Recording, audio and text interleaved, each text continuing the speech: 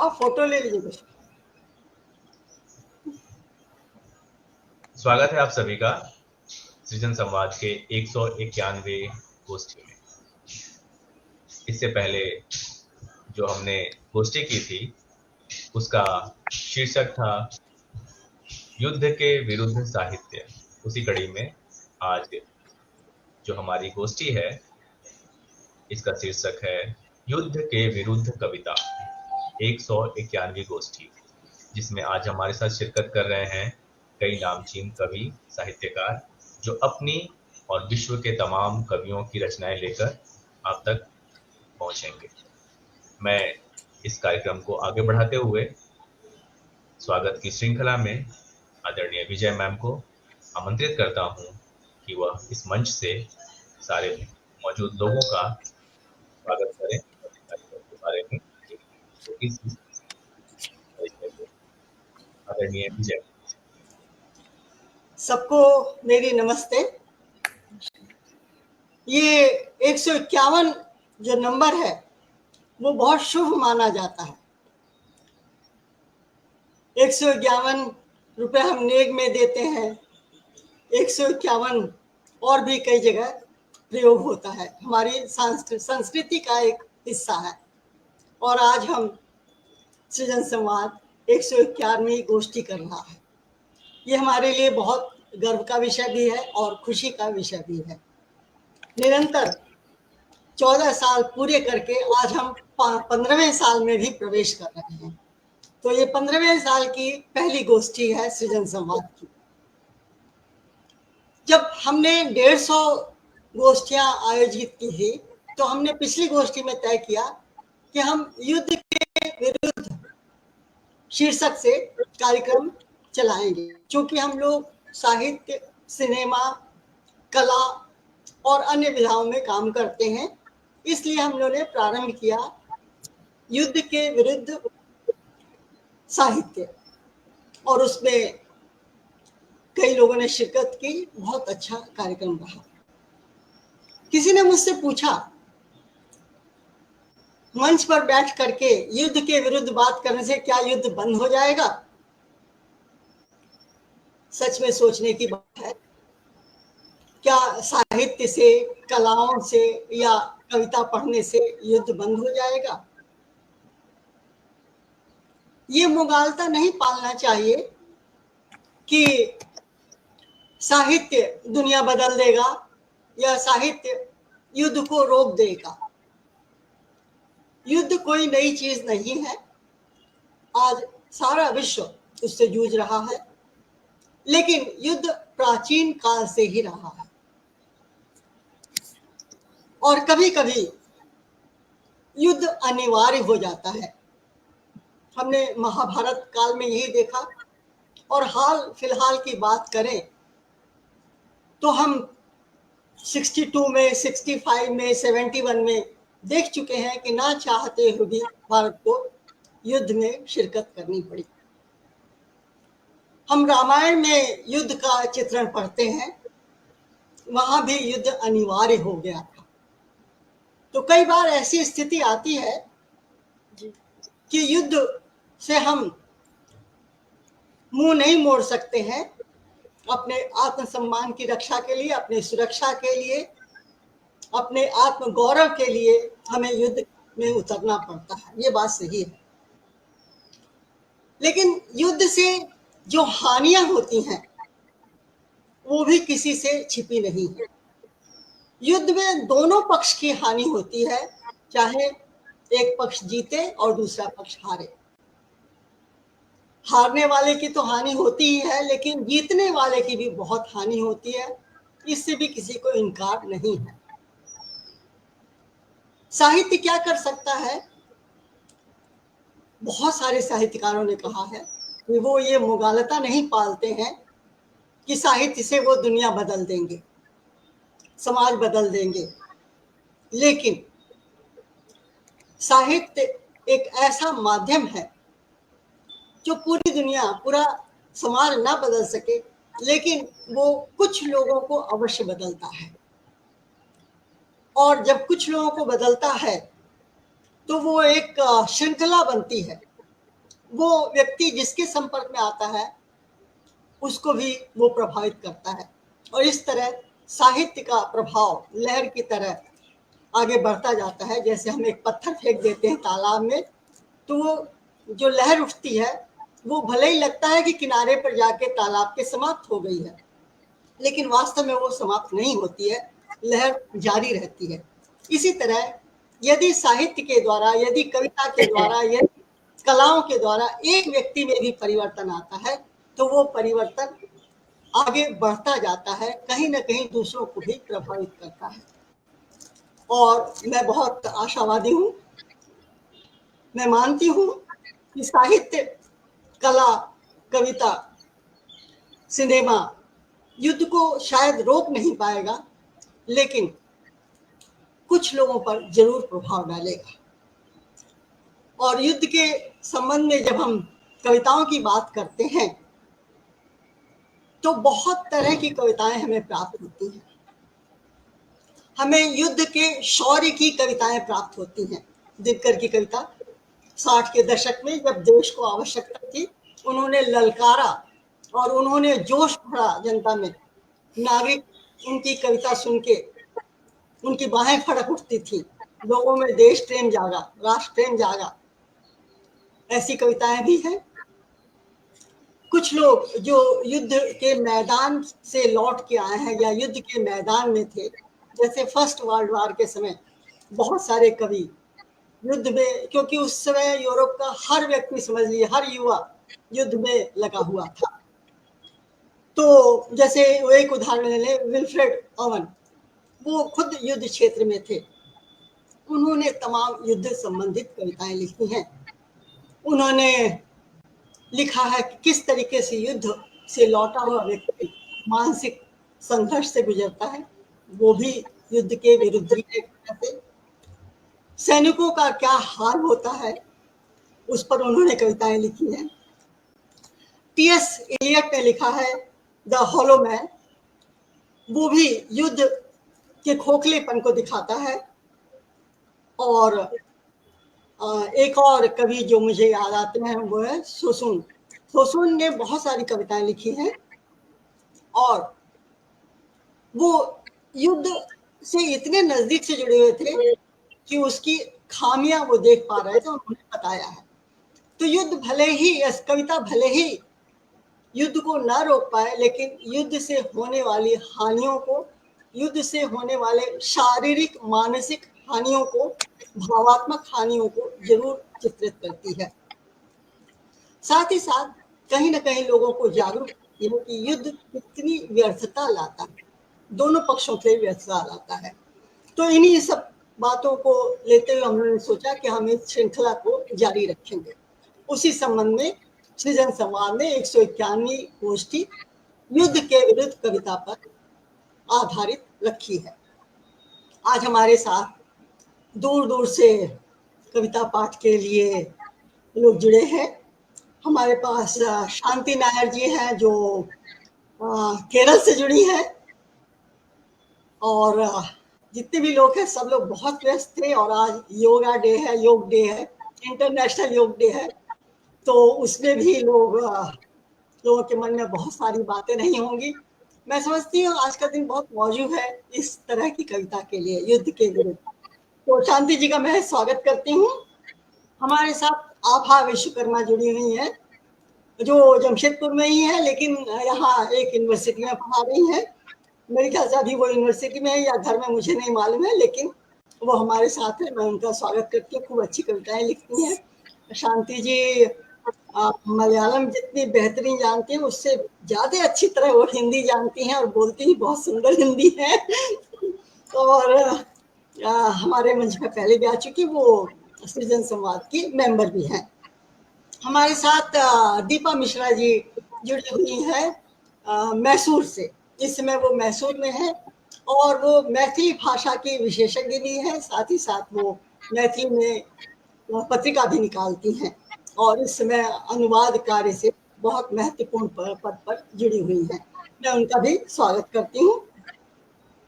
हमारे साथ अजय मेहताब हैं। अजय मेहताब बहुत पहले से सृजन समाज से जुड़े हुए हैं। वो स्कूल में शिक्षण का काम करते हैं, उपन्यास लिखते हैं, कहानियां लिखते हैं, गजल लिखते हैं और मंचों पर खूब गजल और शेर पढ़ते भी हैं। मैं उनका भी स्वागत करती हूँ। हमारे साथ कुछ लोग जो पोस्टर में नहीं थे वो भी हमारे साथ जुड़े हुए हैं, जैसे कि हमारे साथ अंशु तिवारी हैं। अंशु तिवारी ने हाल ही में अपनी पीएचडी समाप्त की और एक कॉलेज में, सिद्धू कानू कॉलेज में, यूनिवर्सिटी के एक कॉलेज में ज्वाइन किया है उन्होंने।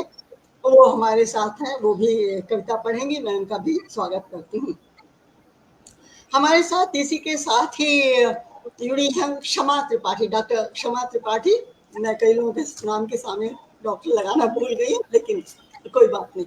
तो डॉक्टर क्षमा त्रिपाठी ये एक न्यूज़पेपर संभाल रही हैं, लिखती पढ़ती हैं और खूब अच्छा लिखती हैं। इन्होंने स्त्री विमर्श पर पीएचडी की है।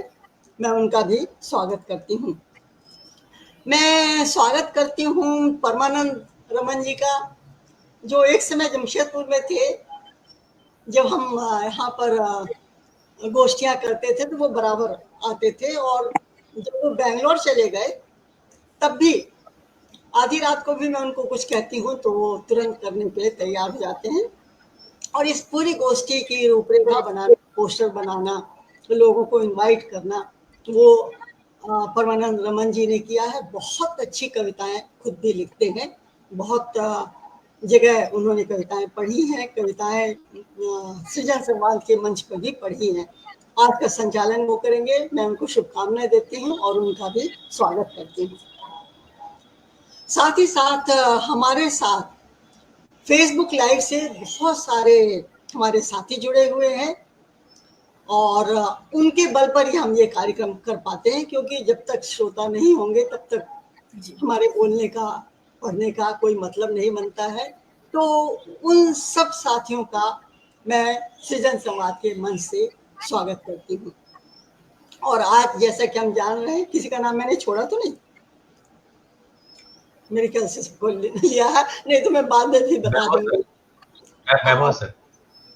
वैभव सर सामने नहीं आएंगे, वो खाली पीछे से, पर्दे के पीछे से हमारा बहुत काम करते रहते हैं। जैसे ये जो स्ट्रीम यार्ड का जो हम कार्यक्रम स्ट्रीम यार्ड पर कर रहे हैं, जिसके चलते हम रिकॉर्ड भी कर पाएंगे, वो उनकी ही सहायता से संभव है। मैं उनका स्वागत करती हूँ, लेकिन वो पर्दे के पीछे है। तो एक बार पुनः सबका बहुत जोरदार स्वागत है, और मैं परमानंद जी को माइक सौंपती हूँ ताकि वो आगे का संचालन करें। Thank you. धन्यवाद विजय मैम, इतने सुंदर स्वागत उद्बोधन के लिए। जंग तो खुद ही एक मसला है, जंग क्या मसलों का हल देगी, आग और खून आज बख्शेगी, भूख और एहतियाज कल देगी। इसलिए ऐ शरीफ इंसानों, जंग टलती रहे तो बेहतर है, आप और हम सभी के आंगन में शम्मा जलती रहे तो बेहतर है। मुझे नहीं पता कि साहिल लुधियानवी जी ने किस मनोदशा के तहत ये लाइनें लिखी होंगी, लेकिन जंग की सिफारिश करने वाले भी लोग मिलेंगे, इसको नकारने वाले लोग भी बहुत मिलेंगे। हुकूमतों का अपना फलसफा है, सियासतदान जो हैं उनकी अपनी सिफारिशें हैं, लेकिन कभी आप किसी जंग से गुजरे हुए, उसकी विभीषिकाओं से गुजरे हुए व्यक्ति से पूछिए कि क्या युद्ध किसी भी कीमत पर की जानी चाहिए, तो भले ही वह आपको उत्तर दे या ना दे, उसकी आंखों से आपको स्पष्ट हो जाएगा कि नहीं, युद्ध की स्थिति निर्मित ना हो, इसी में सबका भला है। मैम ने बहुत अच्छी बात कही कि हम किसी के लिए कटिबद्ध नहीं है, या साहित्य किसी बात के लिए प्रतिबद्ध नहीं है कि आपको बदले, आपके विचारों को बदले, लेकिन हाँ, साहित्य एक विकल्प जरूर प्रस्तुत करता है, करता आया है और करता रहेगा। अब इसका प्रयोजन आप किस रूप में करते हैं, इसे आप किस रूप में देखते हैं, यह आपकी निजमती है, लेकिन साहित्य हमेशा एक शीशे के रूप में आपके अंतस को आपके सामने दिखाने के रूप में खड़ा रहा है और खड़ा रहेगा। आज इसी कड़ी में 191वीं गोष्ठी के मार्फत युद्ध के विरुद्ध कविता, कुछ मौलिक कविताएं, कुछ देश विदेश के कवियों की कविताएं हमारे बीच रखी जाएंगी और हमें फिर से एक बार सोचने के लिए यह कदम उठाने को आना पड़ेगा कि इन कविताओं की, इन कवियों की किस सोच के तहत उन्होंने इन कविताओं को अंजाम दिया होगा। मैं ज्यादा वक्त ना लेते हुए आज इस मंच पर सबसे पहले आदरणीय आभा विश्वकर्मा मैम को बुलाता हूं। आभा मैम खुद बहुत अच्छी कविताएं लिखती हैं और उन्होंने बहुत सारी कविताएं इस मंच से पढ़ी हैं। स्वर्ण रेखा के ऊपर उनकी कविताएं आज भी मेरे जहन में हैं और मैम का एक संक्षिप्त परिचय है कि इन्होंने कई पत्र पत्रिकाओं में इनकी रचनाएं प्रस्तुत हैं। वर्जनाओं से बाहर 10 चर्चित युवा कवित्रियों की कविता की जो पुस्तक थी, जिसे अखिलेश्वर पांडे जी ने संपादित किया था, उसमें मैम की कविता उल्लिखित थी। Women in films, the Japanese wife, ये विजय मैम ने ही संपादित किया था इनके संपादन में इस पुस्तक का, और इसमें मैम ने द जापानीज वाइफ पर एक लेख लिखा था। शिक्षा के क्षेत्र में अनेकों सम्मान हैं, मैं अगर गिनने बैठूं तो मुझे लगता है कि उस पर एक अलग से हमें कड़ी बनानी पड़ेगी, लेकिन इतना बता दूं कि 2019 में teacher of the year award ma'am को मिल चुका है। लिखती पढ़ती रहती हैं, सृजन संवाद की बहुत ही खास, बहुत ही महत्वपूर्ण सदस्य हैं और आज हमारे बीच ये समृद्धि मनचंदा की कविताएं लेकर प्रस्तुत हो रही हैं। आदरणीय आभा विश्वकर्मा मैम प्लीज। धन्यवाद परमानंद जी, सबको मेरा प्रणाम। समृद्धि मनचंदा की पहली कविता मैं पढ़ रही हूँ। उसका शीर्षक है वीर गति। मैं किसी दुश्मन की गोली से मारा जाऊं, उससे कहीं बेहतर होगा कि मैं प्यार में मारा जाऊं। कभी कोई प्रेम करे और छल जाए मुझे, क्योंकि प्रेम में मिले धोखे युद्ध के धोखे से कहीं ज्यादा दुर्लभ होते हैं। वे शरीर को नहीं छूते, बस दे जाते हैं आत्मा को दाग। मैं किसी ठंडी सरहद पर पराए लोगों के बीच मरा हुआ मिलूं, उससे कहीं बेहतर होगा कि मैं अपनों की उपेक्षा से मारा जाऊं। मैं किसी ठंडी सरहद पर पराए लोगों के बीच मरा हुआ मिलूं, उससे कहीं बेहतर होगा कि मैं अपनों की उपेक्षा से मारा जाऊं। मैं जानता हूं कि बहुत स्वार्थी हो रहा हूं, क्योंकि प्रेम का दर्द सिर्फ मेरे हिस्से आएगा। मैं जानता हूं कि बहुत स्वार्थी हो रहा हूं, क्योंकि प्रेम का दर्द सिर्फ मेरे हिस्से ही आएगा।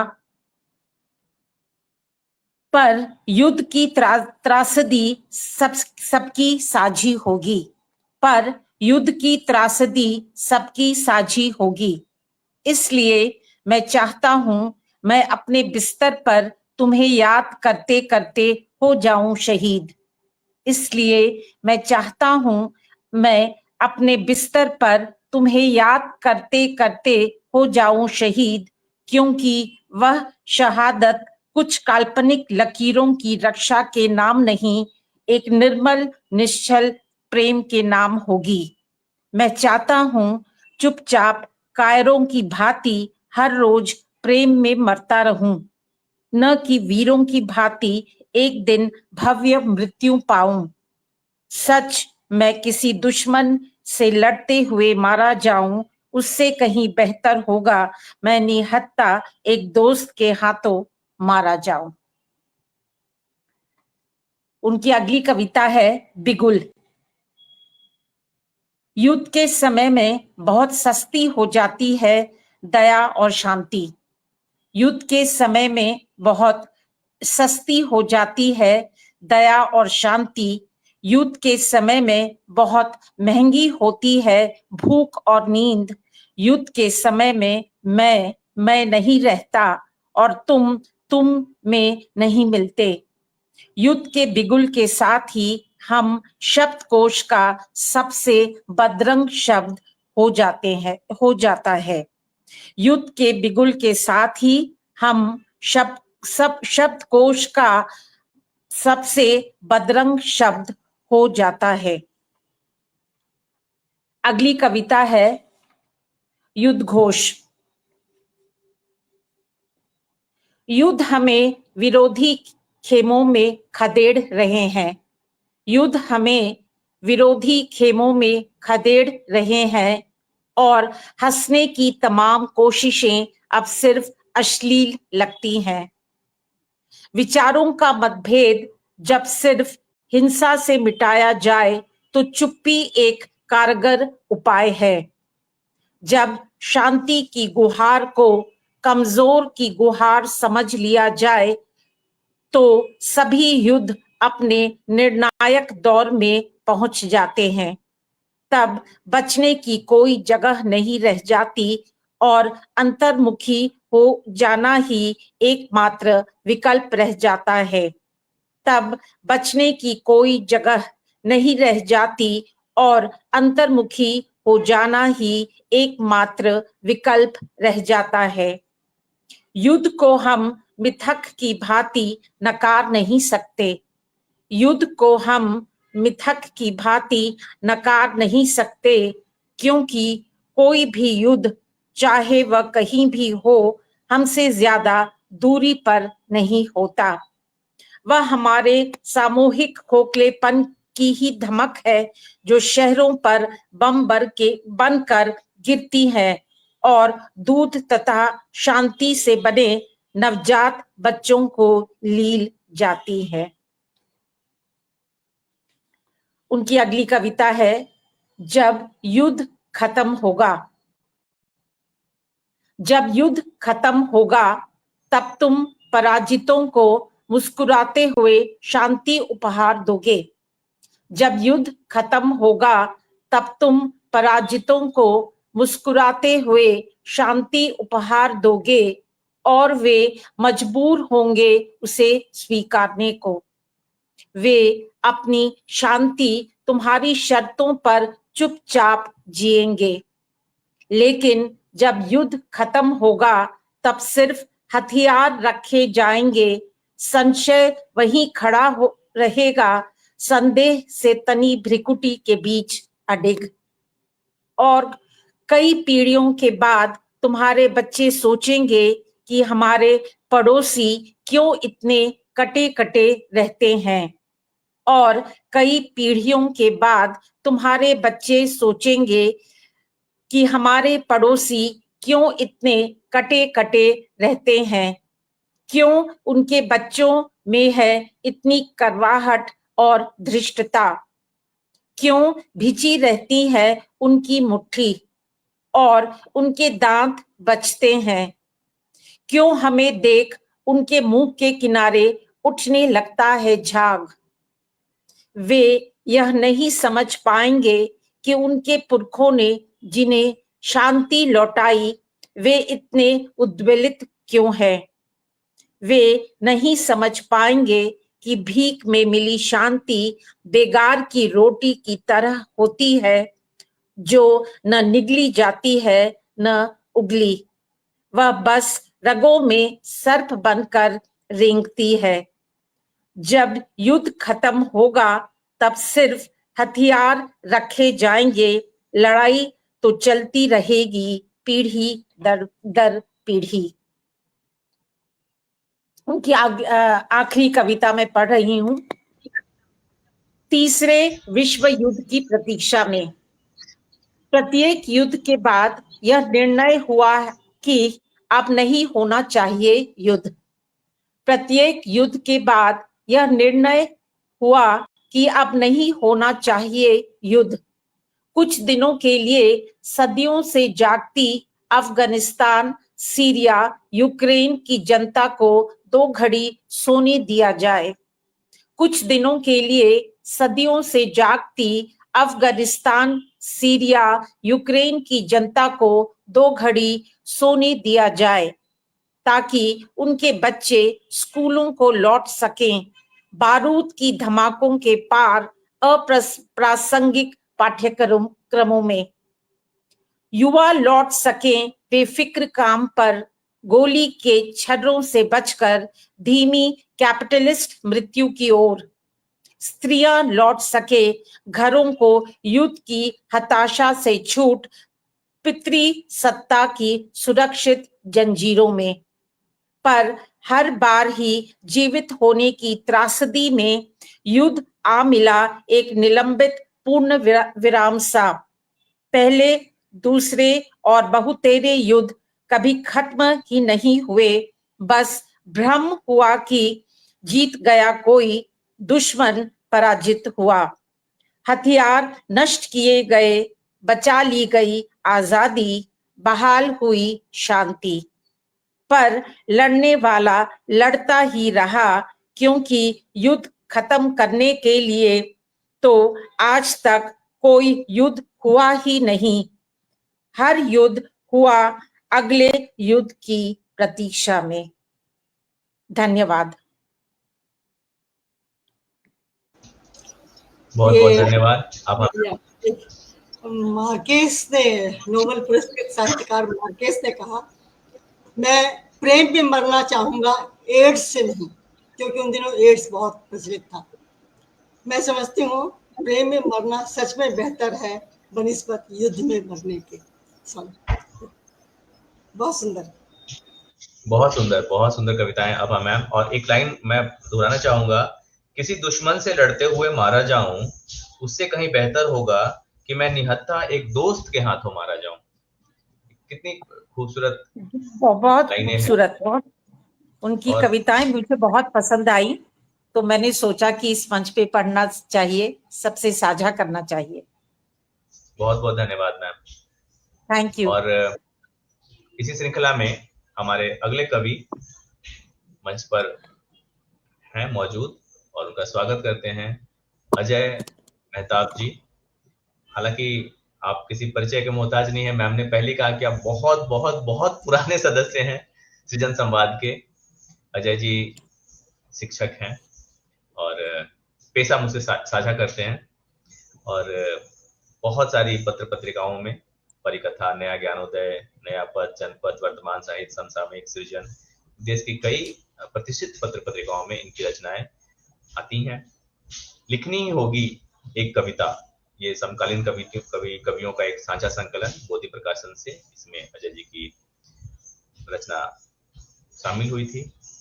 और इनका सत्यजीत राय का अपूर्व संसार, जो कि विजय मैम के संपादन में हुआ था, खंड 1 खंड 2, इसमें भी इनकी रचनाएं शामिल हैं।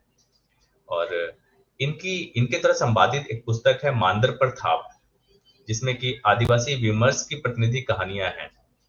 और अजय जी खुद बहुत अच्छे कवि हैं, बहुत अच्छे कथाकार हैं, गजल लिखते हैं, और सबसे अच्छी बात है कि इनकी प्रतिबद्धता जो है वो मुझे बहुत प्रभावित करती है। आज बता रहे हैं सर कि पानी भर चुका है घर में, मूसलाधार बारिश हो रही है, मगर हमने उनसे आग्रह किया कि सर बाढ़ को थोड़ा हम पोस्टपोन करके युद्ध पर बात करें, तो वो उन्होंने बाढ़ को थोड़ी देर के लिए हमारे बीच से बाधा नहीं बनने दिया और वो हमारे आग्रह पर कविताएं लेकर हमारे साथ शामिल हुए हैं। आपका स्वागत है, आपको पूरे सम्मान के साथ मंच पर आमंत्रित करते हैं। अजय जी अपनी कविताएं, अपनी रचनाएं हमसे साझा करें। आदरणीय अजय महताब। नमस्कार। मुझे ये बताएं कि मेरी आवाज ठीक ठाक जा रही है? बिल्कुल बिल्कुल सर। ठीक है। कब से आवाज दे रहा हूँ, अब जाकर के पानी जरा कम हुआ है नदी का। मुझे लगा कि सारी ऊर्जा वही ना खर्च हो गई हो। तो मेरा सबसे अहम परिचय जो है वो ये है कि जब सृजन संवाद का नामकरण हो रहा था, उस वक्त से मैं जुड़ा हुआ हूँ सृजन संवाद। और जिन संकलनों की बात की जा रही है, उसमें से 2 संकलनों में मैम ने मुझे मौका दिया है, विश्व सिनेमा में स्त्री और सत्यजीत राय का अपूर्व संसार। हालांकि अगली जो ये किताब है मृणाल सेन, उस पर भी कहा गया था, लेकिन समय नहीं हो पा रहा है और तबीयत साथ नहीं दे पा रही है इस तरह से, तो थोड़ा समय और दिया है, थोड़ा और समय दिया है, लिख डालिए। हाँ है। युद्ध की बात हो रही है और सबसे पहले तारीफ करना चाहूंगा, पोस्टर इतना सुंदर बना है कि पोस्टर बात करता है। बम में जो फूल रखा हुआ है, पोस्टर अपने आप में बात करता है। तो आज मैं जिस कवि की कविताएं पढ़ूंगा उनका नाम है यहूदा अमीखाई, जो इजरायली कवि, और अभी इजराइल के साथ युद्ध चल ही रहा है, फलस्तीन और ईरान वगैरह का। तो मुझे लगा कि लोग यही जानते हैं और यही समझते हैं कि इजराइल जो है युद्ध में लगा रहता है, लेकिन वहां के कुछ जो कवि हैं वो युद्ध से किस तरह से नफरत करते हैं और अपनी बात किस तरह से आम जनों तक पहुंचाने की कोशिश करते हैं, ये मैं बताना चाहूंगा। दो कविताएं छोटी छोटी। पहली कविता का शीर्षक है बम का व्यास। चलिए शुरू करता हूं। अनुवाद है अशोक पांडे का। तो ये मैं नहीं जानता अशोक कुमार पांडे हैं या अशोक पांडे। बहरहाल कविता है कि 3 सेंटीमीटर था बम का व्यास। 3 सेंटीमीटर था बम का व्यास और इसका प्रभाव पड़ता था 7 मीटर। इसका प्रभाव पड़ता था 7 मीटर तक। 4 लोग मारे गए, 11 घायल। 4 लोग मारे गए, 11 घायल हुए। इनके चारों तरफ एक और बड़ा घेरा है, दर्द और समय। इनके चारों तरफ एक और बड़ा घेरा है, दर्द और समय का।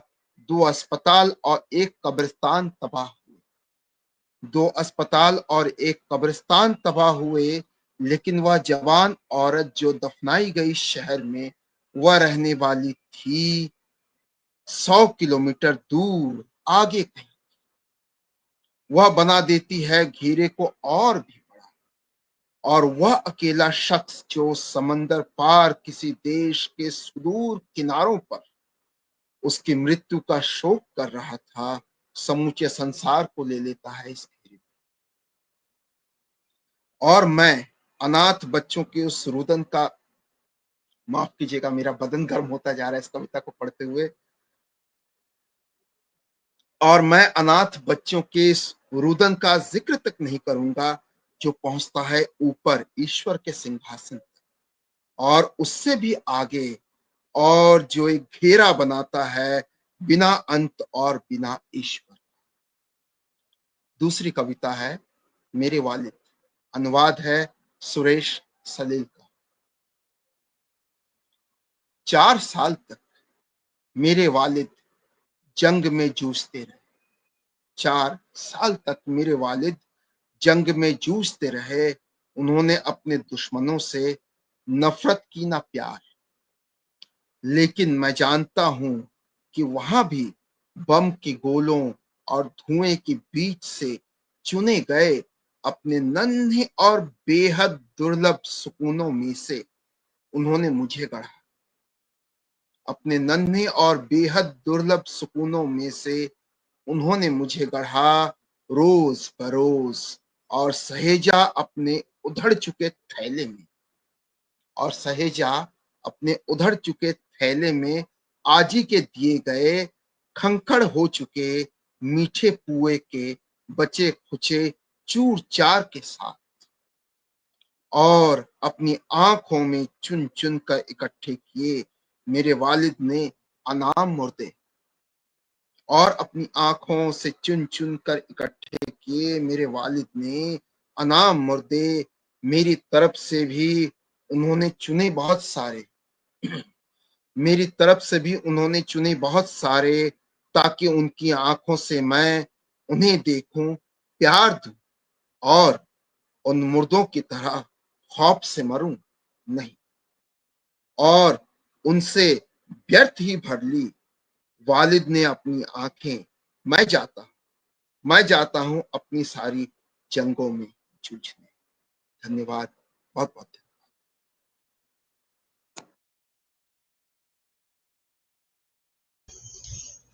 बहुत बहुत धन्यवाद अजय भाई।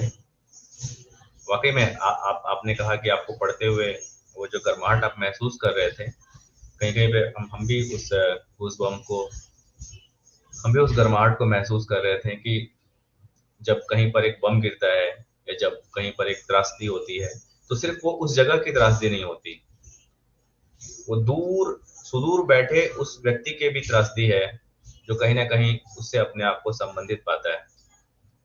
और वाकई में हम इस बात को लेके ही हमारी जद्दोजहद है कि क्या कविताएं या क्या लिखने वाले लोग, उनके इस हस्तक्षेप से युद्ध पर किसी भी तरह का कोई प्रभाव पड़ेगा।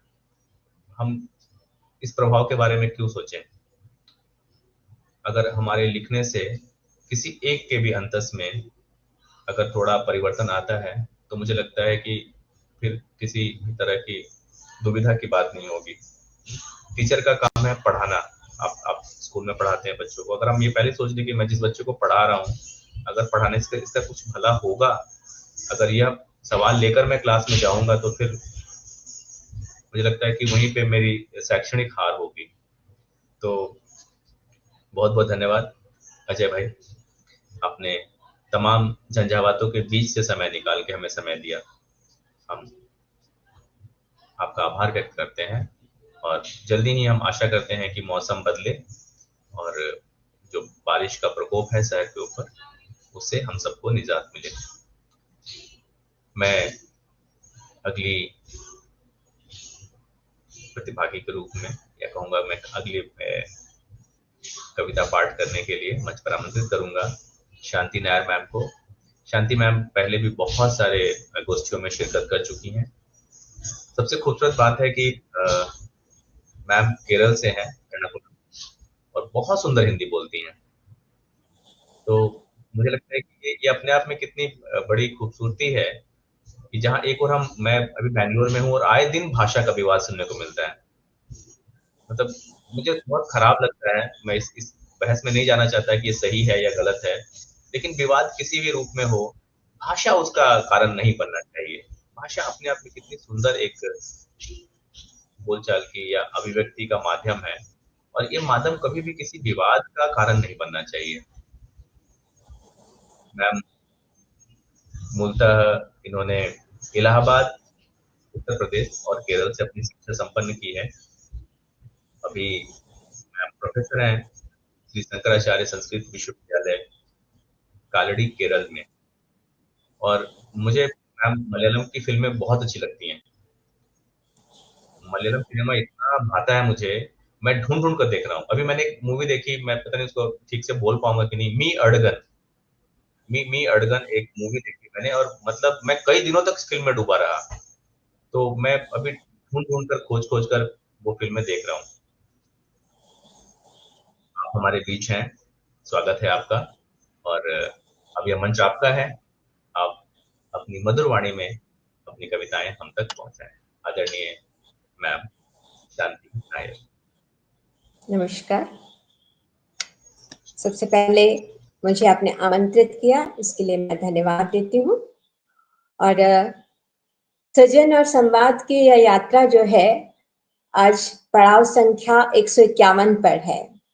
पीछे मुड़कर देखें तो उत्साह के, संघर्ष के, सफलता के 150 पड़ाव हैं जो पीछे हैं, और इनमें से प्रत्येक पड़ाव पर अथक रूप से या फिर हम कहेंगे कि अपनी थकान से लड़ते हुए जिन सारथियों ने इस यात्रा को यहाँ तक पहुंचाया, आज इस 191 के पड़ाव पर आकर के मैं आप सबको सबसे पहले बहुत बहुत साधुवाद देना चाहूंगी। खुशी है कि एक बहुत ही संवेदनशील विषय, या हम कहेंगे अनिवार्य विषय को लेकर के आज कविताएं पढ़ी जा रही हैं, और मुझे खुशी है कि मैं भी इसमें शामिल हो रही हूँ। और युद्ध क्यों होते हैं, अनंतर इसका क्या अनंतर फल होता है, इस पर विजय शर्मा जी ने आरंभ में ही बहुत विस्तार से बताया। संभवतः इन्हीं बातों को मैंने भी अपनी कविता में यथासंभव समेटने का प्रयास किया है। 3 छोटी कविताएं हैं जिन्हें मैं पढ़ूंगी। सबसे पहली कविता है युद्ध पर प्रश्न चिन्ह। युद्ध पर प्रश्न चिन्ह। कल रोटी जल गई थी। कल रोटी जल गई थी तो पत्नी को खूब सुनाया था। आज फिर दाल में नमक कम है, थाली पटक देता हूं। सफर करते हुए सड़क पर समानांतर नौसिखिए गाड़ी वालों को माँ बहन की गाली दे देता हूं। कभी कभार उतर कर हाथ भी जमा देता हूं। पड़ोसी का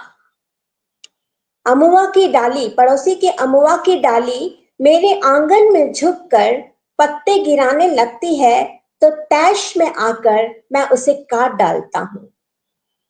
मोहल्ले के बच्चे बार बार भीतर आ गई रबड़ की गेंद को लेने आते हैं।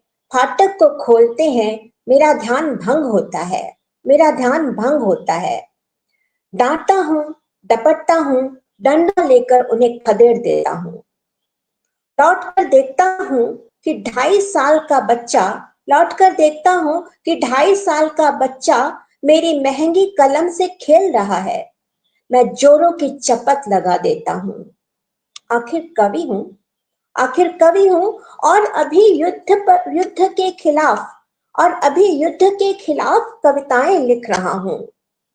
मेरी कविता संवेदनशील है। मेरी कविता संवेदनशील होकर दोहरा दोहरा कर पूछती है क्यों होते हैं युद्ध? आखिर क्यों होते हैं युद्ध? आखिर क्यों होते हैं युद्ध? दूसरी कविता का शीर्षक है युद्ध समाप्त हो गया। युद्ध समाप्त हो जाता है। कविता का शीर्षक है युद्ध समाप्त हो जाता है। कविता प्रस्तुत है। युद्ध समाप्त हो जाता है। युद्ध समाप्त हो जाता है। शांति के आगमन की घोषणा होती है। शांति के आगमन की घोषणा होती है। शांति के पैर भारी हैं। शांति के पैर भारी हैं। पेट निकला है, दम फूल रहा है। पेट निकला है, दम फूल रहा है। उसके भीतर शोर का नाजायज गर्भ ठहर गया है। उसके भीतर शोर का नाजायज गर्भ ठहर गया है। प्रसव की पीड़ा के साथ दो युद्धों के बीच के अंतराल में वह पसर जाती है और जन्म देती है भय को। भय बढ़ने लगता है। वह बड़ा हो जाता है और शक्तिशाली भी। वह राज्यों पर कब्जा करता है। अपने साम्राज्य का विस्तार करता है। सभ्यताएं और संस्कृतियां फिर उसकी रखेल हो जाती हैं। युद्ध होता है।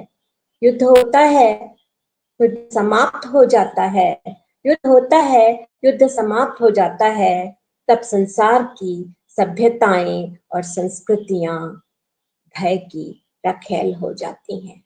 युद्ध होता है, युद्ध समाप्त हो जाता है, तब संसार की सभ्यताएं और संस्कृतियां भय की रखेल हो जाती हैं। तीसरी कविता का शीर्षक है हिलना। कविता प्रस्तुत है। दो हाथ मंच पर मिलते हैं। मिलकर कुछ देर को हिलते हैं, फिर स्थिर हो जाते हैं। परंतु हिला हुआ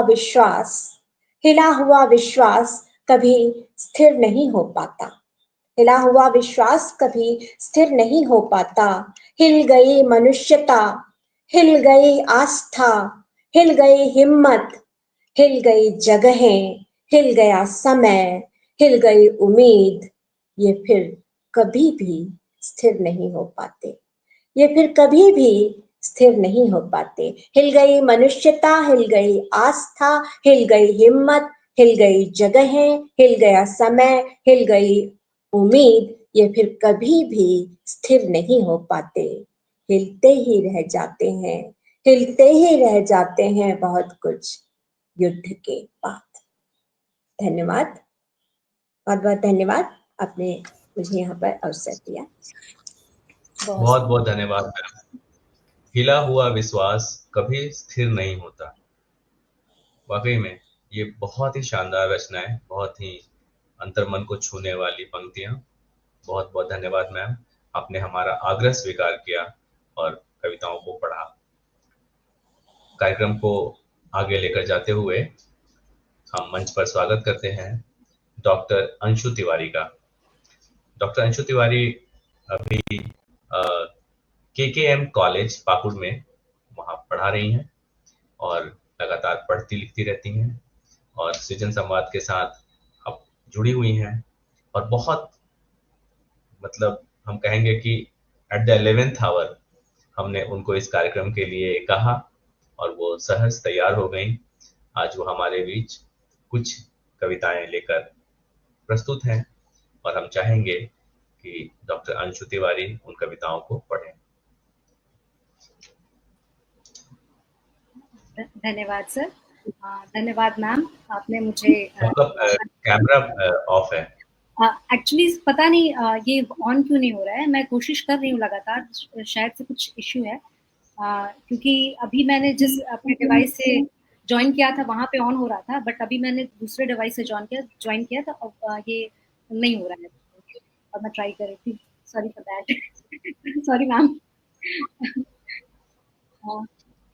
thank you ma'am, thank you सृजन संवाद कि आपने मुझे इस मंच पर 11th आवर ही सही ये मौका दिया। मेरे लिए बहुत ही मायने रखता है क्योंकि बहुत अच्छे अच्छे कवि हैं और बहुत अच्छी अच्छी कविताएं पढ़ रहे हैं, तो उनके बीच अगर मैं पाठ करूँ तो मेरे लिए ये सौभाग्य की बात होगी।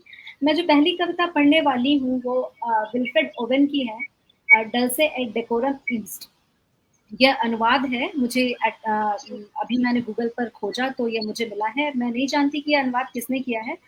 इसके बाद पढ़ने के बाद शायद मैं इसको ढूंढ लूं कि अनुवाद किसने किया है। तो मैं इस कविता का अनुदित पाठ प्रस्तुत करती हूँ। डल्से eight decorum east.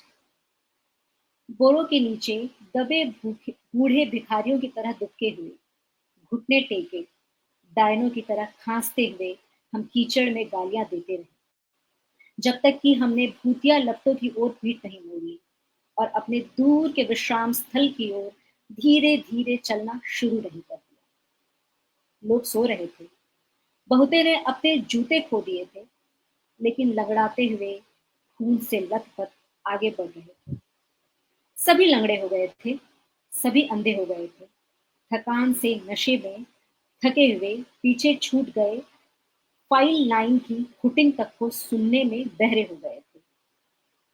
Gas gas, जल्दी करो लड़कों, टटोलने का एक परमानंद, ठीक समय पर अनाड़ी हेलमेट को फिट करना।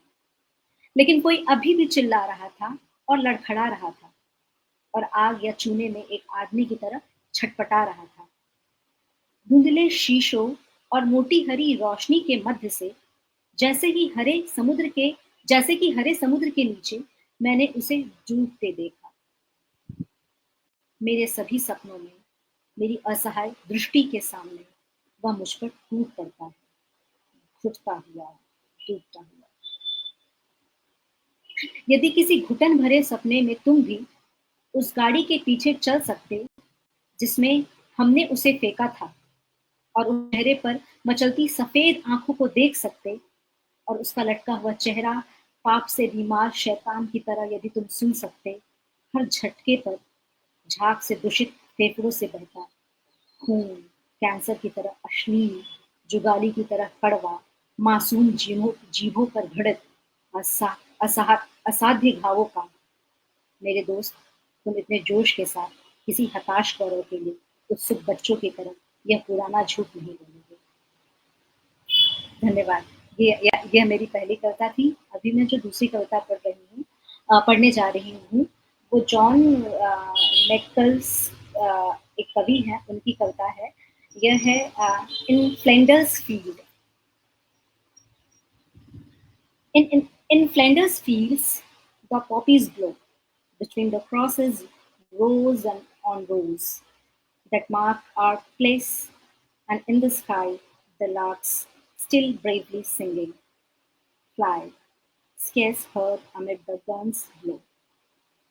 We are the dead, short days ago, we lived, fell down, saw sunset glow, loved and were loved, and now we lay in Flanders fields.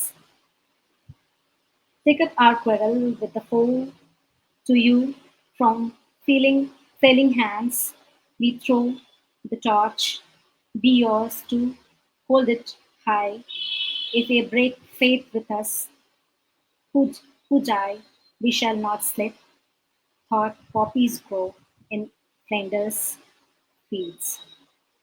धन्यवाद।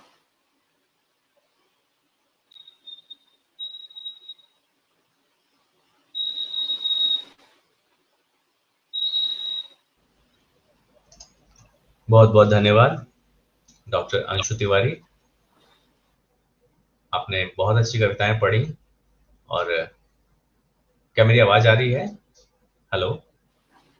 हाँ सर, जी, हम लोग सुन पा रहे हैं आप। जी, बहुत बहुत धन्यवाद। और हम आशा करते हैं कि अगले कार्यक्रम में भी सृजन संवाद के आप अपनी रचनाओं के साथ हमें उपलब्ध मिलेंगी। और इसी शुभकामनाएं के साथ हम आगे बढ़ते हैं। आगे हमारे साथ मुझे लगता है कार्यक्रम के आरंभ से ही जुड़ी हुई हैं दीपा मिश्रा मैम। दीपा मिश्रा मैम, स्वागत है आपका सृजन संवाद के इस मंच से। और मुझे अभी जानकारी मिली मैम के थ्रू कि आप मैसूर से ही हैं। मैं बैंगलोर में हूँ, मैम आप मैसूर में हैं, तो हम बिल्कुल एक ही राज्य में हैं, बिल्कुल पड़ोसी हैं हम लोग।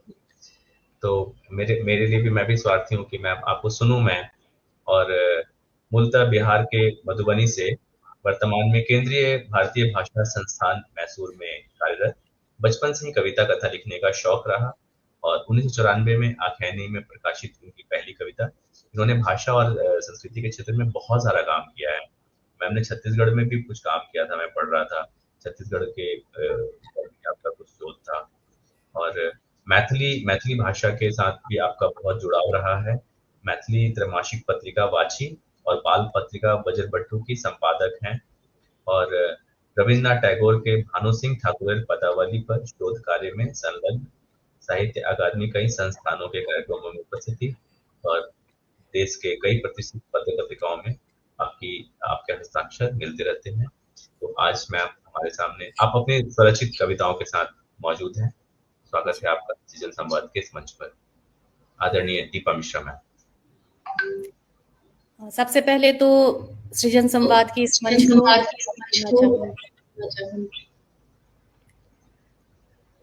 आवाज आ रही है क्या मैम? जी। उसके बाद मैं विजय शर्मा मैम को धन्यवाद कहना चाहूंगी कि उनकी जो ऊर्जा है ना, उससे हम जैसे आलसी जो हैं वे आगे आने की कोशिश कर रहे हैं। समय का चूंकि अभाव है तो मैं 3 कविताएं छोटी छोटी हैं, पहले मैथिली में और एक हिंदी में सुनाने जा रही हूं। पहली कविता का शीर्षक है अबोध। युद्धक एही संक्रमण काल में जखन मायक स्तन तकैत अबोध ठेहुनिया दैत रुकि जाइए। चारू कात बम बारूदक धमाका सँ पटल अपस्यांत धरती बफैर तोड़ैत कनैया अपने ही दशा पर। ककरो कियो किछु कहे बला नहि, ककरो कियो बुझबै बला नहि, अकान भेल लोक बनि गेल अछि पिशाच। एक दोसरा के नोचि खाय चाहैए बस। मायक लहास पर चढ़ी ओ शिशु पहुँच गेल अछि अपन लक्ष्य तक। मायक लहास पर चढ़ी ओ शिशु पहुँच गेल अछि अपन लक्ष्य तक। नहीं जानि कोना दूध एखनो उतरि रहल छै, नहीं जानि कोना दूध एखनो उतरि रहल छै। दूसरी कविता का शीर्षक है हमर प्रार्थना में। हम अहाँ कहियो एक संग स्वप्न नहीं देख सकब, हम अहाँ कहियो एक संग स्वप्न नहीं देख सकब। हमर अहाँक दुनिया एक होइतो भिन्न अछि। अहाँक दुनिया में बर्फ अछि, पहाड़ अछि, चिनारक फूल, देवदारक छाया अछि। ओ दुनिया स्वर्ग सन गढ़ल, झेलम के पानि सन कलकल गीत गबैत अछि। अहाँक स्वप्न में चिड़ै बाजत, झीलक एना में सूर्य चमकत, मायक उंगली पकड़ने नेना पढ़बाक लेल स्कूल जायत।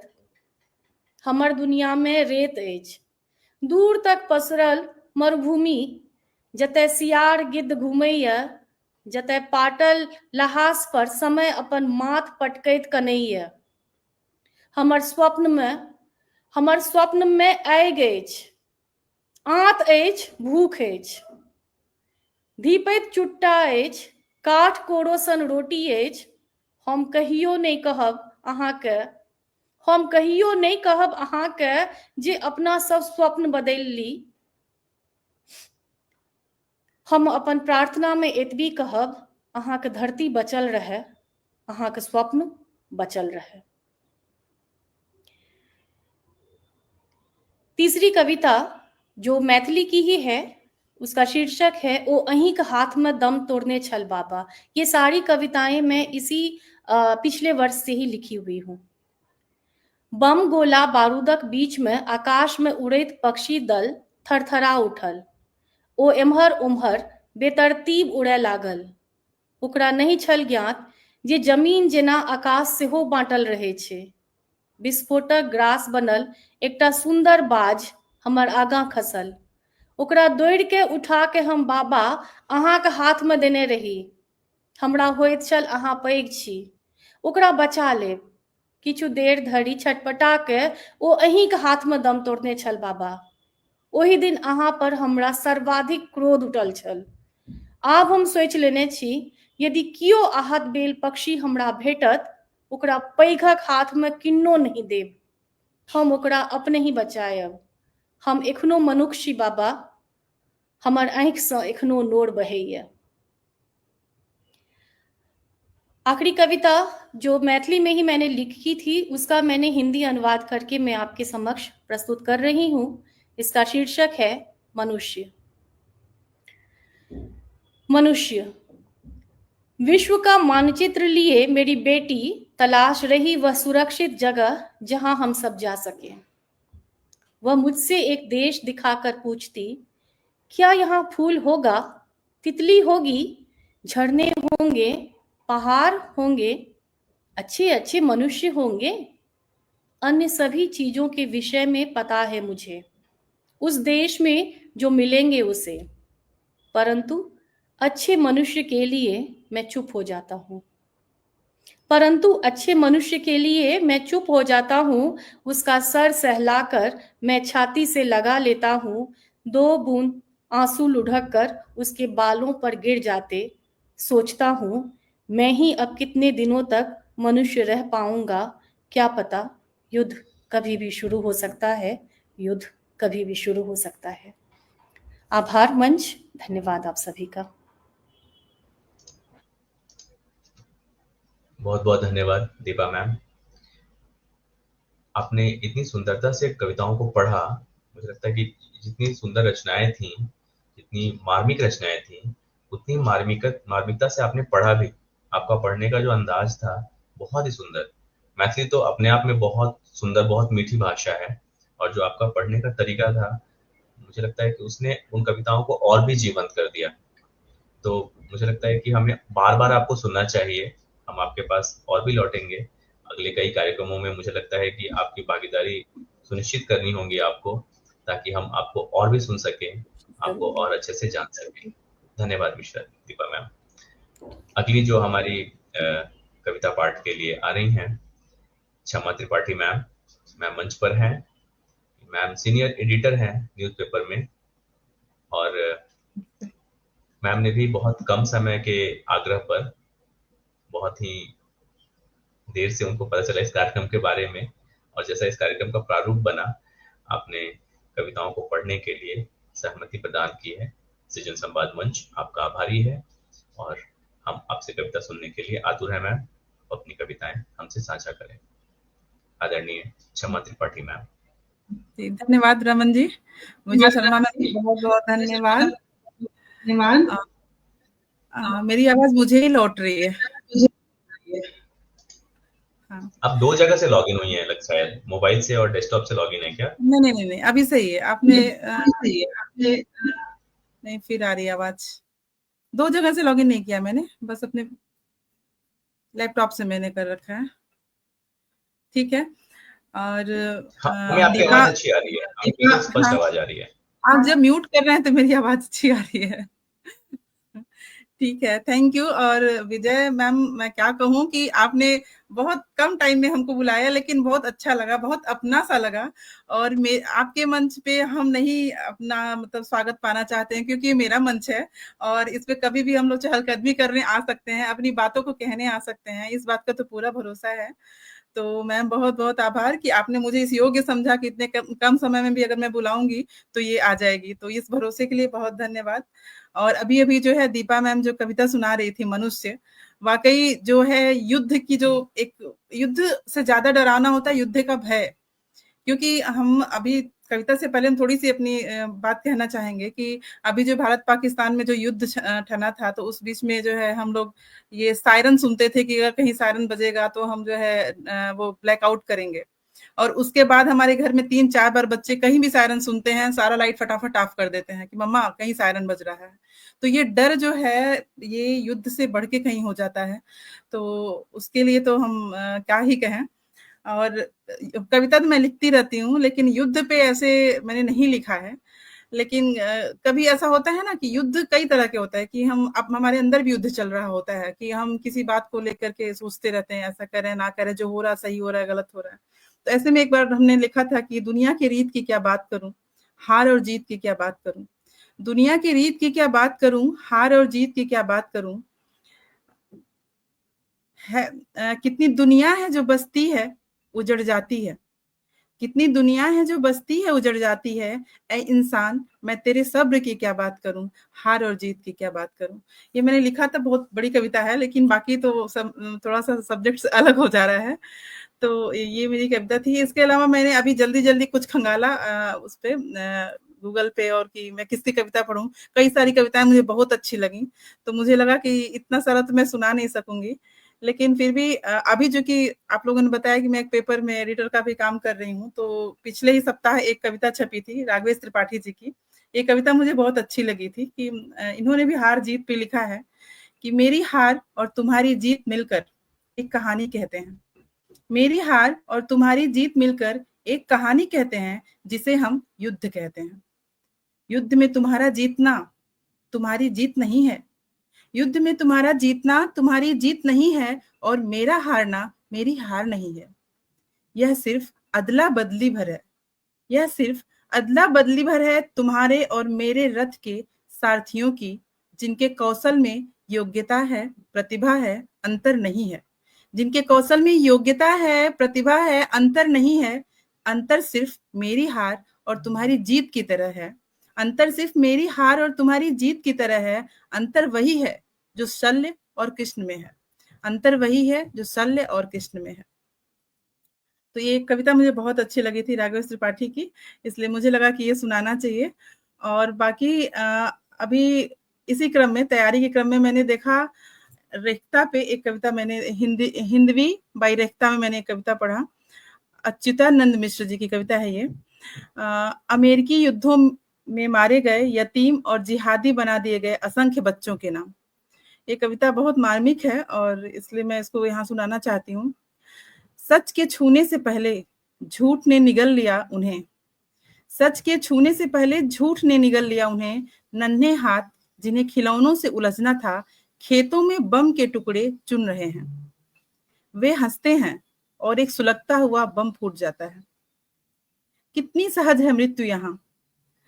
एक खिलौने की चाबी टूटने से भी अधिक सहज, और जीवन वह घूम रहा है एक पहाड़ से रेतीले विस्तार की तरफ। धूल उड़ रही है, वे टेंट से बाहर निकलते हैं। युद्ध का 88वां दिन और युद्ध की रफ्तार इतनी धीमी, इतनी सुस्त कि एक युग बीत गया। वाकई जब युद्ध चलता है तो युगों के समान लगता है कि अब ये युद्ध खत्म हो, अब जो है ये युग का अंत, ये युद्ध के युग का अंत हो।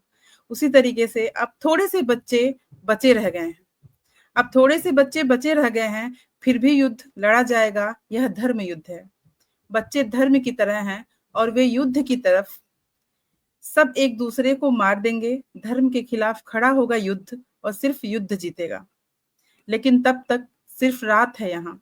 कभी कभी चमक उठता है आकाश, कभी कभी रोशनी की एक फुहार उनके बगल से गुजर जाती है। लेकिन रात और पृथ्वी की सबसे भीषण रात, बारूद, बर्फ और कीचड़ से लिथड़ी रात और मृत्यु की असंख्य चीखों से भरी रात, पीप, खून और मांस के लोथड़ों वाली रात अब आकार लेती है। वे दर्द और अंधकार से लौटते हैं भूख की तरफ। भूख और सिर्फ भूख। बच्चे रोटी के टुकड़ों को नोच रहे हैं और वे इंसानी जिस्मों को कटी टांगों वाली भूख, खून और पीप से लिथड़ी भूख। एक मरियल सुबह का दरवाजा खुलता है। न कोई नींद में था, न कोई जागने की कोशिश कर रहा था। टेंट के दरवाजे युद्ध की पताकाओं की तरह लहराते हैं। हवा में बच्चे दौड़ रहे हैं खेतों की तरफ। रात की बमबारी ने कुछ नए बीज बोए होंगे।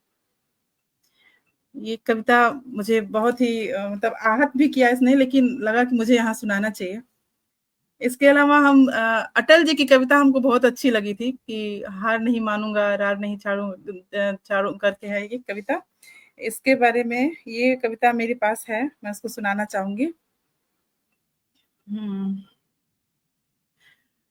टूटे हुए तारों से फूटे बासंती स्वर, पत्थर की छाती में उग आया नव अंकुर। झरे सब पीले पात, कोयल की कूक रात, प्राची में अरुणिमा की रेख देख पाता हूँ, गीत नया गाता हूँ। टूटे हुए सपनों की सुने कौन सिसकी, अंतर को वीर व्यथा पलकों पर ठिठकी। हार नहीं मानूंगा, रार नहीं ठानूंगा, काल के कपाल पर लिखता मिटाता हूँ, गीत नया गाता हूँ। हम ये कविता चुनने के पीछे एक मेरी ये वजह रही है कि जब दो देश में युद्ध का जब आगाज होता है तो उस टाइम अगर कोई युद्ध को रोक सकता है तो इस तरह का होना चाहिए उसका विचार कि हार तो नहीं मानूंगा, लेकिन पहले मैं रार नहीं ठानूंगा, पहले युद्ध मैं नहीं शुरुआत करूंगा। तो ये कविता मुझे इसलिए अच्छी लगती है इनकी। और उजियारे में, अंधकार में, कलकहार में, बीच धार में, घोर घृणा में, पूत प्यार में, क्षणिक जीत में, दीर्घ हार में, जीवन के शत आकर्षक अरमानों को ढलना होगा, कदम मिलाकर चलना होगा। ये शायद युद्ध से कैसे बचा जाए उसके लिए इन्होंने कहा था। और वैसे तो युद्ध छेड़ने के लिए बहुत से शकुनी बैठे रहते हैं कि कौरव कौन पांडव, टेढ़ा सवाल है, दोनों ओर शकुनी का फैला कूट जाल है। तो ये युद्ध पे कुछ कविताएं मैंने चूज करके यहाँ पे रखी हुई थी और मैंने आप लोग को सुनाया। और ये मेरा पहला ही प्रयास था इस तरीके से जो मैं यहाँ पे आके कविता आप लोग को सुना रही हूँ, और उम्मीद है आप लोग को अच्छा लगा होगा। इसी के साथ धन्यवाद। धन्यवाद क्षमा त्रिपाठी मैम, आपने बहुत कम वक्त मिला आपको तैयारी के लिए, लेकिन आपने बहुत सारी कविताएं और बहुत अलग अलग तरह की कविताएं सुनाई। साथ ही आपने जो अनुभव अपना साझा किया कि अभी जो युद्ध की स्थिति निर्मित हो गई थी हमारे देश में, और वो जो कुछ पल का ही संकट था, लेकिन उस समय जो मनोदशा थी हमारी, हम सब की, कि जो ब्लैकआउट था और कैसे अपने आप को बचाना है, मुझे लगता है कि हम बहुत कम समय तक उस त्रासदी से गुजरे। लेकिन अगर सोचिए कि जो लोग अभी भी सालों से उसी आतंक के साए में जी रहे हैं, या आए दिन उनके साथ उस तरह के हादसे हो रहे हैं, उन्हें किस तरह की मनोदशा में रहना पड़ता होगा, उनके साथ वो अपने आप को कैसे संभालते होंगे। तो ये वाकई में बहुत ही कठिन पल है। युद्ध होता है और युद्ध समाप्त हो जाता है, उसकी त्रासदियां, उसकी विभीषिकाएं लंबे समय तक रहती हैं।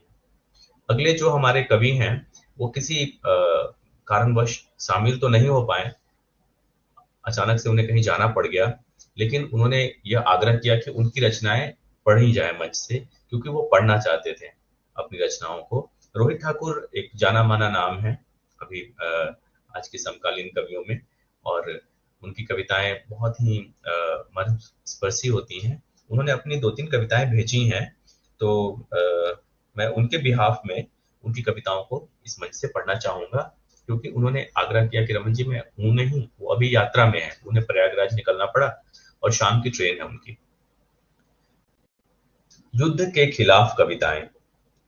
कविता से लड़ी जा सकती हैं लड़ाइयां, पहाड़ पर, मैदान में, दर्रा में, खेत में, चौराहे पर, बंदूक और गोला बारूद के विरुद्ध पराजय के बारे में न सोचते हुए। दूसरी कविता है, चिड़िया बुलाती है युद्ध के खिलाफ शिखर सम्मेलन में, मैं तैयार करता हूं उनका घोषणा पत्र, यह कार्य अनुभव ही मुझे कवि बनाता है। तीसरी कविता, तीनों कविताएं बहुत छोटी हैं लेकिन बहुत ही मुझे लगता है कि महत्वपूर्ण है। मेरी आत्मा बची ही कितनी है, मेरी आत्मा बची ही कितनी है, पर जितनी ही बची है गाजा में बच्चों को दफनाते उन कांपते हाथों के साथ मेरे भी हाथ कांपते हैं। तो ये रोहित ठाकुर जी की कविताएं थी। और आज के इस कार्यक्रम में मेरी एक कविता, अगर अनुमति हो विजय मैम की, तो एक कविता, हालांकि उसका स्वर तो बहुत ऐसा युद्ध नहीं है, लेकिन पता नहीं कब मैंने लिखी थी और मुझे लगता है कि मुझे पढ़नी चाहिए। इसका शीर्षक है अबूझ माड़। जब राजपथ के सारे गड्ढों को पाटा जा रहा होगा, संभवतः एक सरकारी आदेश के तहत, उनको पाटने के लिए जरूरी मिट्टी सुदूर कहीं खोदे जा रहे होंगे और गड्ढे, उनको पाटने की जरूरी मिट्टी के लिए सुदूर कहीं खोदे जा रहे होंगे और गड्ढे। ऐसे मनहूस और मायूस जगहों पर जहां कोई विचार तक नहीं विचरता, जहां से कोई कयास नहीं उभरता, ऐसी जगहों को खोदकर और विकृत और विध्वंस किया जाता है। इतना विकृत कि अबूझ माड़, विध्वंस ऐसा कि मोसूल धीरे धीरे एक कस्बा, एक बुझे मोर्टार के खोल सा रह जाता है। खबरदार, यह प्रवेश वर्जित क्षेत्र है, यहाँ कोई मनुष्य नहीं आता है। यहाँ आते हैं तो दस्यु शिकार करने या जनप्रतिनिधि चुनाव प्रचार करने। ऐसी ही एक जंग खाई शाम, जब मनुष्यता त्याग कर विश्राम, आत्मश्लाघा से मुक्त निकलती है अपने प्राचीर से, बदलकर वेश साधारण का, टोह लेने दशा प्रजा की, देख दुर्दशा ग्लानि से अवरुद्ध होता है उसका मन। राजपथ पर चलने वाली मनुष्यता सह नहीं पाती कंटकों का आघात, पश्चाताप की गूंज पर रखती ठंडे पदचाप, ठोकर खाकर जा गिरती है उसी गड्ढे में जो किसी मोर्टार से नहीं खोदा गया था, एक सरकारी आदेश से संभवतः। तो यह थी एक युद्ध की या उसकी विभीषिकाओं को बताने की एक कोशिश। और मुझे लगता है कि युद्ध शायद ना रुके, क्योंकि मनुष्य हिंसक स्वभाव का एक प्रकृति हिंसक है उसकी, और उसकी जो लड़ने की प्रवृत्ति है वो कभी भी अपनी जरूरतों को पाने की नहीं है। जब वो अपनी जरूरतों से ज्यादा पाने की कोशिश करता है तभी वह आक्रामक होता है। बाकी कोई भी जानवर है वो तभी आक्रामक होता है जब उसकी जरूरत होती है, तो उसको भूख लगी है, उसको भोजन चाहिए। अगर वो आक्रामक नहीं होगा तो वो मर जाएगा। तो इस दशा में वो हिंसक हो जाता है। लेकिन मनुष्य की जो आक्रामकता है वह उसकी जरूरतों के समाप्त होने के बाद उससे और ज्यादा पाने की लालसा में उठती है। तो मुझे लगता है कि जब तक यह लालसा बनी रहेगी, जब तक यह जरूरत से ज्यादा पाने की इच्छा बनी रहेगी, तब तक युद्ध होते रहेंगे। लेकिन हम, आप और तमाम वो जो लोग जो युद्ध के बारे में लिख रहे हैं, युद्ध के प्रभाव के बारे में लिख रहे हैं, उससे होने वाली परिस्थितियों के बारे में लिख रहे हैं, कहीं ना कहीं उससे भी वो हाथ प्रभावित होंगे जिनमें आज किसी ना किसी बम का रिमोट है, जिसमें आज किसी ना किसी वेपन की पकड़ है। अगर उसमें से एक हाथ भी ठंडा पड़ता है, उसमें से एक उंगली भी बटन से हटती है, तो यही हमारे लिखने की, यही हमारे मनुष्य होने की सबसे बड़ी निशानी होगी। धन्यवाद। विजय मैम प्लीज, आप मुझे लगता है समापन संबोधन आपका ही होना चाहिए, और इस श्रृंखला को मुझे लगता है मैम, मुझे लगता है इन और कुछ कड़ियों की जरूरत है जिसमें और भी हम घटनाओं को शामिल करें। श्योर आपने बहुत सुंदर बात कही है। मनुष्य और जानवरों में जो आक्रामकता के अंतर होता है, मनुष्य की जरूरतों के बाद जब उसका लालच बढ़ता जाता है तब वो आक्रामक होता है, जबकि जानवर, जिसे हम लोग जानवर कहते हैं, वो अपनी जरूरतों के वक्त आक्रामक होता है। आज की शाम सच में बहुत ही अर्थपूर्ण रही, इसमें कोई दो राय नहीं होगी। जो भी हमारे साथ जुड़े हैं सब लोग इस बात से सहमत होंगे कि भले ही हम युद्ध नहीं रोक पाए कविता के द्वारा, लेकिन कविता कहीं ना कहीं युद्ध के विरोध में खड़ी है, युद्ध के विरुद्ध खड़ी है। और जैसा कि अभी रमन जी ने भी कहा कि एक भी व्यक्ति अगर बदलता है, एक भी व्यक्ति का हाथ यदि रिमोट के बटन से हटता है, तो ये हमारी सफलता होगी, ये हमारा प्रयास सफल होगा। आज बहुत सारे लोग बहुत शॉर्ट नोटिस पर आए हैं, खास करके डॉक्टर अंशु तिवारी और डॉक्टर क्षमा त्रिपाठी। मैं सबसे पहले इनका ही धन्यवाद करना चाहूंगी, और जानती थी कि जब मैं कहूंगी तो ये लोग जरूर आएंगी, इसीलिए मैंने अधिकार मान के उन लोगों को बुलाया। मैम हमें धन्यवाद आपको करना चाहिए। और इसकी जब रूपरेखा हम बन रही, अवसर समझ रहे हैं कि हमें एक अवसर मिला, और अच्छा है, हमको भी पता नहीं है कि हम कितनी जल्दी क्या कर सकते हैं, अभी हमको पता चला नहीं। अगर एक बार ठान लिया जाए तो क्या नहीं किया जा सकता है। और सच में आज के मंच को सुशोभित किया, ये बहुत ही बड़ी उपलब्धि आपके लिए भी है और मंच के भी है कि आपने स्वीकार कर लिया और आपने बहुत अर्थपूर्ण कविताएं यहाँ पर पढ़ी। मैं धन्यवाद करना चाहूंगी सबसे पहले परमानंद रमन जी का। मैंने इस बार पूरा का पूरा उनके ऊपर छोड़ दिया। सच में किसी आयोजन को करना आसान काम नहीं है। मैं कर करके थोड़ा थक गई थी, तो मैंने सोचा इस बार तो मैं इनको सौंप देती, और मैं एकदम निश्चिंत थी कि चलो अब मुझे कोई ना पोस्टर बनाना है, ना लिंक के लिए किसी से बात करनी है, ना लोगों का परिचय लेना है, ना लोगों को तैयार करना है। और परमानंद जी ने सारा काम बहुत सुंदर ढंग से किया। जिस दिन पोस्टर रिलीज हुआ उसी दिन कई लोगों ने कहा पोस्टर बहुत सुंदर बना है। वो बहुत अच्छा काम करते, पहले भी उन्होंने पोस्टर बनाए हैं, लेकिन इस बार का पोस्टर सच में बहुत ही सुंदर था। बहुत अच्छे कवि हैं। अंत में उन्होंने एक कविता भी अपनी सुनाई, साथ ही साथ रोहित ठाकुर जी की कविता, जो कि नहीं आ पाए थे, उनकी कविता का भी पाठ किया और संचालन बहुत सुंदर ढंग से किया। मैं उनका बहुत बहुत धन्यवाद करती हूँ। धन्यवाद मैं वैभव मणि जी का भी करूँगी, जिन्होंने हमेशा स्ट्रीम यार्ड को संभाला है, उसका लिंक बनाया है और उसका संचालन भी उन्होंने किया है। सामने नहीं आते हैं, लेकिन मैं उनका बहुत बहुत धन्यवाद करूँगी। मैं धन्यवाद करना चाहूँगी शांति नायर जी का, जो जब भी मैंने उनसे कहा है कि आप कविता पाठ नहीं, उनको मैंने बुलाया अभी तक हमेशा, वो तुरंत तैयार हो जाती हैं और बहुत सुंदर ढंग से स्वरचित कविताएं ही वो सुनाती हैं। उनका पाठ भी बहुत सुंदर होता है। सच बात रमन जी ने कही कि वो मलयालम भाषी होते हुए हिंदी बहुत सुंदर बोलती हैं। ये हम लोगों का दुर्भाग्य है, खास करके मेरा दुर्भाग्य है कि मैं केरल की बहू हूँ, लेकिन अभी तक मलयालम नहीं सीख पाई हूँ। मैं उनका धन्यवाद करना चाहती हूँ।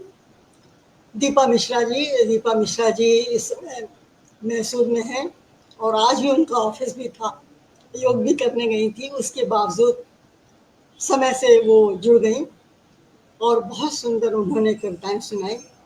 मैथिली काफ़ी हद तक मुझे समझ में आई, और एक कविता का उन्होंने हिंदी भी अनुवाद किया। उनका पढ़ने का तरीका और उनके शब्द जो थे बहुत ही मार्मिक थे और युद्ध के विषय में काफ़ी कुछ कहते हैं। मैं उनका भी धन्यवाद करना चाहूँगी। मैं आभा विश्वकर्मा का धन्यवाद करना चाहूँगी।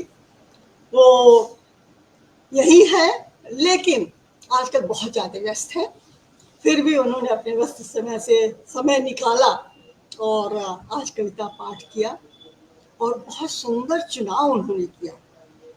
उन्होंने स्वरचित कविता, वो बहुत अच्छी कवित्री भी हैं, इंग्लिश हिंदी दोनों में लिखती हैं, लेकिन जो आज उन्होंने चुनाव किया वो बहुत खूबसूरत मानीखेज था। इस जो विषय हमने रखा था उसके लिए बिल्कुल उपयुक्त था।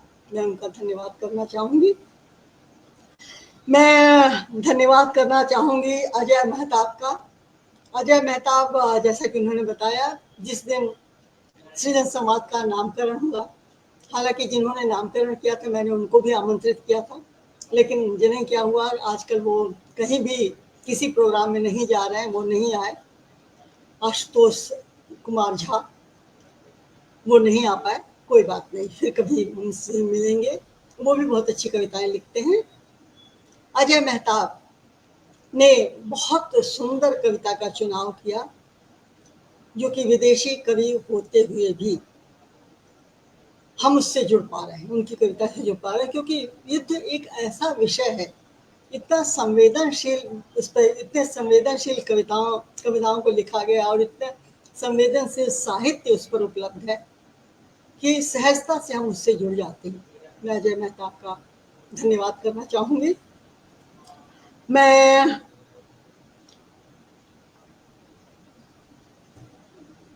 अंशु,